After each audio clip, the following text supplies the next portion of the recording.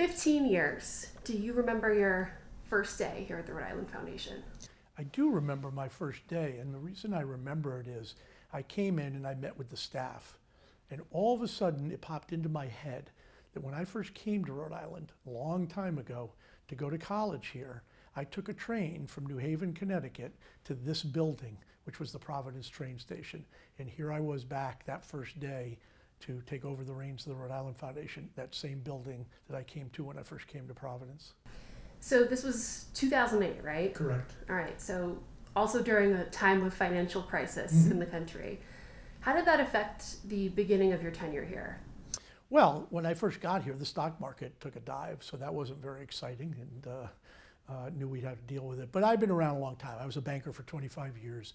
I'd seen cycles before, lived through the high interest rates and inflation of the 80s. So knew that we would stay the course. The foundation at that time was, I think, 89 years old. And so we had weathered financial conditions and political conditions before. So I was in it for the long term. The Rhode Island Foundation is built as a permanent philanthropic organization. So while it was impacting in the beginning of having to deal with it, we knew that it was a cycle and that we would go on the upside after this was over. So speaking of that, we went through something else, a pandemic. That was a little different, but also had a lot of the same elements. Did you know that we would make it to the other side of that? I'm an optimist in doing this job. You want to be an optimist. I'm a realist. So I was encouraged by how quickly we got vaccinations. When people were predicting, you remember in the beginning it was take years, and all of a sudden we were getting vaccinations. It was disastrous. It was terrible. It was unknown. But there were a lot of really smart people working on it, a lot of our leaders working on it.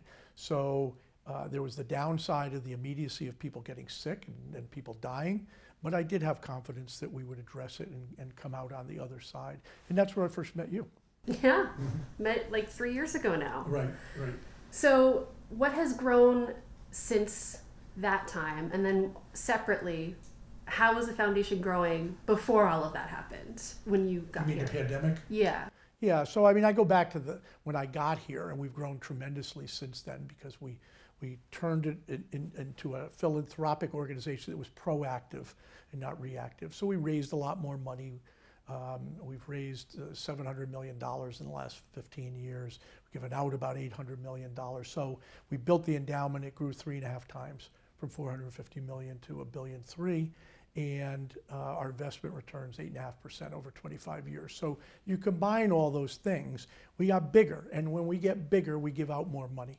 So as you may know, last year we gave out $84 million in grants. I think when I got here, we were giving out $25 million in grants.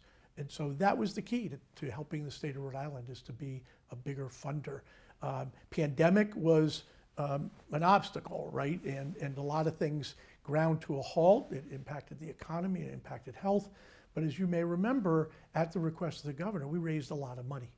And so when it came time to help people with health and other services for housing and things, the governor called and asked us at the beginning of the pandemic, could we help raise money?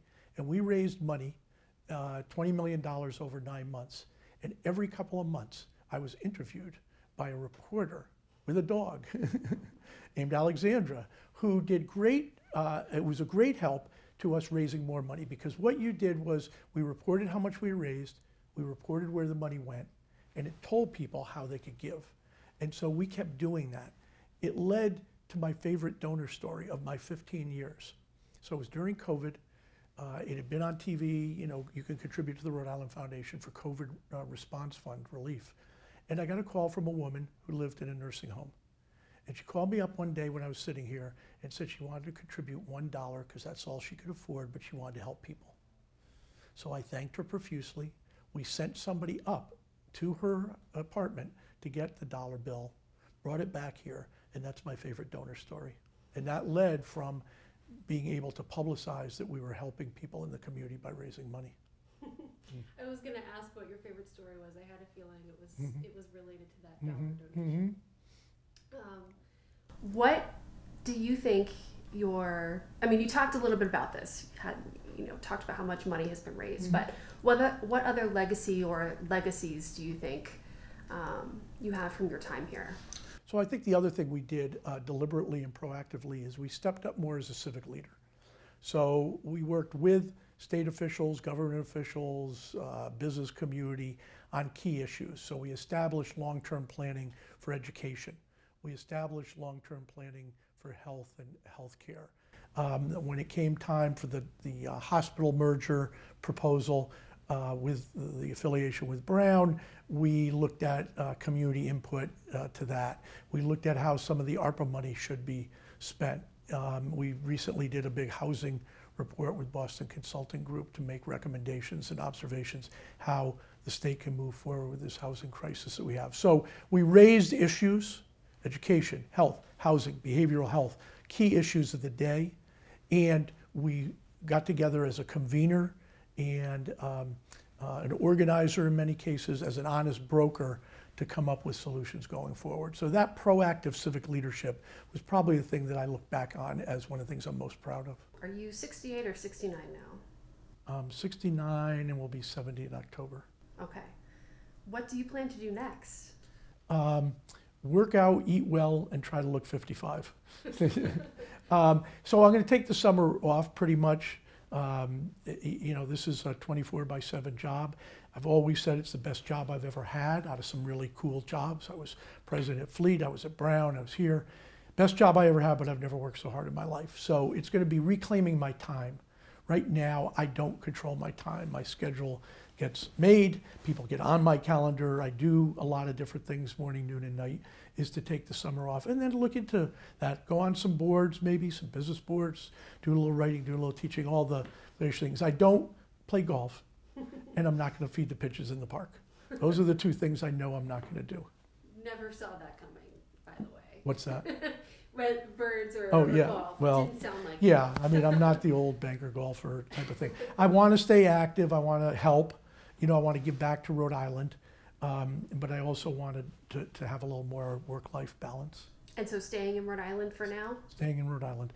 May go south a little in the winter for a month or something to get out of the cold, but we'll stay Rhode Island residents. This is, I'm not a native. I've been here over 50 years, but I know that doesn't get me native status. Connecticut? Connecticut, New right. Haven? Right, Okay. correct. Well, it seems like you want to enjoy your time and fill your time still. Do you ever see you pursuing some sort of office? I would love to have an office, just not an elected one. No, I do not. People have talked to me that over the years. I always thought that I could do more here, to be honest with you, for the people and with the people of Rhode Island. And I do not have any illusions or aspirations for that. Anything else that I didn't ask that you wanted to mention? No, the only thing is that one of the things, we do three things here. So we raise money from generous donors, we give out grants to nonprofits, and we provide civic leadership. We need to keep cultivating and work with generous people. I encourage people to give back. And I think I actually said this during COVID, that we encourage people, take care of your family first, give to organizations you're passionate about, and then if you have additional resources, come see the Rhode Island Foundation, and we will help get it to the needs of the people of Rhode Island.